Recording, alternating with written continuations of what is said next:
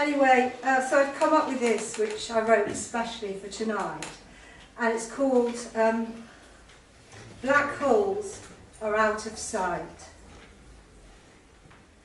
You can throw television sets, diamond rings, even your worst enemy into a black hole, and all the black hole will remember is the total mass. Stephen Hawking. Winter morning. You join the queue, lift the chain from your belt pocket under your coat, and wait at the edge of the event horizon to be handed your keys. Susie Blue waits in another numbered space where time roams unpinned. You're not sure how she got that name, Susie Blue, but most probably her language. On your way through, past C&D wing, from a window you cannot see, she shouts, "Morning, miss! Fucking freezing, innit?" Susie Blue sits in her cell, anchored by dark matter, profanities spilling from her lips. She has the habits of a jackdaw, stealing bright objects, little bits of nothing that shine, stars from the craft room floor, silver paper from the bin. She steals food. Coffee from the Nescafe jar in the staff room, puts it in screws of paper, takes it out in her knickers, buries it under the mattress in her cell with broken biscuits. She is always hungry. To them, she is their worst enemy. To you, she's Susie Blue, your cleaner, the best cleaner you ever had. They like to call her massive, fat, catch her at it. Then it's unlock, room spin, strip, search, kick off, and she disappears for days. Sack her, they say, she's not fit.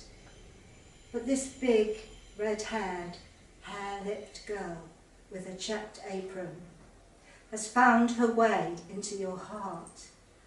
And besides, you tell them, she's a star. She's the best cleaner you ever had, and she's never any trouble to you. They think she's thick. They think her words make her thick, but she's more literate than most of them. Writes in copper plate. Where did she learn that? When she's finished cleaning the loos and the porch and the classes are settled and quiet, she knocks at your door. You call her in to your wide desk spaceship office. She sits with you on the low chairs by the small round table under a window that looks out onto nothing, and you drink coffee with Susie Blue. She's been out and back and back and out 100 times, defying time's order. The last time, she went home south to a therapeutic community, messed up, got thrown out, but still, she tells you, she got close to talking about the past. And that's what they want to see, she says. Want you to talk about it all, what happened back then. But I can't, can I? You know, miss, friggin' messing with your head, bastards. Say I can go back, second chance, if I can. Reckon that I could talk to you, miss. You smile, nod, your heart lurching into the black cosmic well of hurt. Light disappears. You're not sure you want to hear it. You've travelled back to too many pasts already, and they are here now, particles lodged in your mind. If you stay perfectly still, if you don't move, perhaps you can freeze them before they fall. But you won't stop her. If you want, you say, if you want, Susie, you can talk to me. She tries, starts, breaks off, laughs, giggles, blushes, swears, apologises, asks for a biscuit. I fucking can't, she says. Don't then, you say. Just say what you want to say, Susie. Or maybe you could write it. You hold up a clean exercise book. Here, I'll write your name on it. She nods. All right. Don't want no fucker reading it though. I'll put it in the drawer in my desk and I won't read it. She nods. I'll try, she says, and fidgets in her chair. You put the exercise book in the top drawer at the back, the one where you keep pencils and pens and odds and ends like staples. Later, you'll move those staples to the locked drawer. One look at her arms and you know you can't risk them. They'd be under in a flash, pushed deep, a metal splinter, the pain button. She sees you looking at her arms, at her grazes and cuts, and she laughs. It's not funny, Susie, you say, but you know it's what keeps her safe. I know, she says. Did it with a Scotch pad, miss. She's laughing still, pulling her sleeves down. Make sure no one sees the book, miss. I don't want some nosy fucker reading it, and that includes you, she says, points and laughs. I'll just keep it here until you want it, and I won't read it, promise. She nods, goes to leave, opens the office door. Oh, fucking hell, here's the governor, miss. You'd better get to work then, you say. Morning, boss, she says, laughing as the governor enters and she leaves. Before bang up, she comes to get her book. Take it back with me, miss. You never know. Might write something, she says. You join the queue. Shiver, lift the chain from your belt pocket under your coat and wait at the edge of the morning event horizon to be handed your keys. Susie Blue waits in another numbered space where time roams unpinned. But this time, no one calls as you move through. The start of classes, and at your door a tall girl from a different wing. I'm the new cleaner, miss. Susie's in the SAG. It doesn't take long to find out that Susie kicked off last night.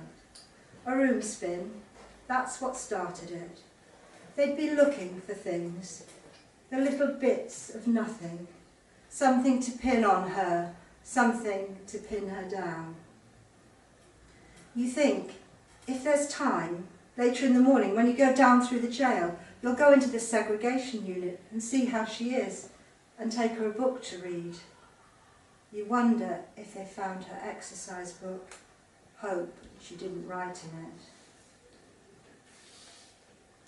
Time moves faster in space, and the morning is gone. No time to go through the jail to see Susie.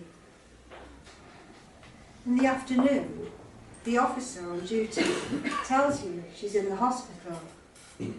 Tried to hang herself. Put a J-cloth round her neck. Dangerous then, he says. J-cloths don't give. Caught her in time though. Barry H, he cut her down. Moved her from the seg, asked me she's better off in the hospital. Loony. You wished you'd been there, taken a book. You wished you'd seen Susie in the seg. You're the last to leave. 6:30, cold and already dark. Stars swarm the sky. You lock your office. Go to the porch, switch off the lights, put your bag on the floor. Take your keys from your pouch, open the iron gate, open the heavy wooden door. Pick up your bag, walk through. Put the bag back down, lock the wooden door, lock the iron gate behind you. Put your keys back in your pouch. You will do this 3 more times before you cross the yard and make your way to the main gate along the path that follows C&D wing and cuts past the hospital. Your head is aching. And you hope it's not the start of one of your monster headaches. You're thinking about driving home, how you've been out of the house now for nearly 12 hours, how you don't have enough teachers for the morning and you may have to cancel some classes, and how the inspectors are due in 2 months And there's no way you're ready. And how even though it's winter, you want a glass of cold white wine. Then you hear it. Oi, miss! Susie's voice. And you stop and turn towards the halo of the one lit window in the hospital wing. Her face is pushed up against the small, cloudy panes that pass for glass. The top is open as much as any of these windows are allowed to open. Susie, you call across the path and grass that separate you. How are you? They told me you were in the hospital. I'm all right, miss. Tried to hang myself, didn't I? Someone at 2052 and they've stuck me in this frigging poxy place. Anyway, miss, what are you doing? Going home this time of night? May as well sleep here. You're going to be knackered if you're not careful. You work too hard, you. Got a new cleaner? Yes, someone from D-Wing. What's she like? Fucking shit, I bet. You don't answer, just smile. You think she can see you smile across the wormhole of the dark. Yeah, I thought so. She said, fucking shit. Ask for me back, miss. Say you need me back, miss. Tell them I'm the best cleaner you ever had. You are, you say. I will, Susie, but I'm not sure they'll listen to me. Oh, I'll keep on to them till they get sick of me. Then they'll listen. You watch. I'll be back, and I'll get that place sorted for you before those friggin' inspectors come. How do you know about the inspectors? Know everything, me, she says. Right. You want to ask her about the book, but you don't. She reads your mind. Only thing is, miss, one thing, no more writing in books, miss. Took it off me, didn't they? Christ knows where it is now. Nothing's safe in this hole. Gave them all a good laugh anyway, I expect. No more writing for me, and don't tell me to, miss. Don't, miss, because I won't, miss, I can't. I won't. Promise, you say. I've got to go now, Susie. Time I wasn't here. You lift your arm and wave at her across the grass. Wave across the dust and the gas of your galaxy as Susie Blue waves back at you, leaves the window and falls away. You turn and head for the gate, taking her infinite, frozen image with you. Black holes ain't as black as they are painted. They are not the eternal prisons they were once thought. Things can get out. Stephen Hawking. Thank you.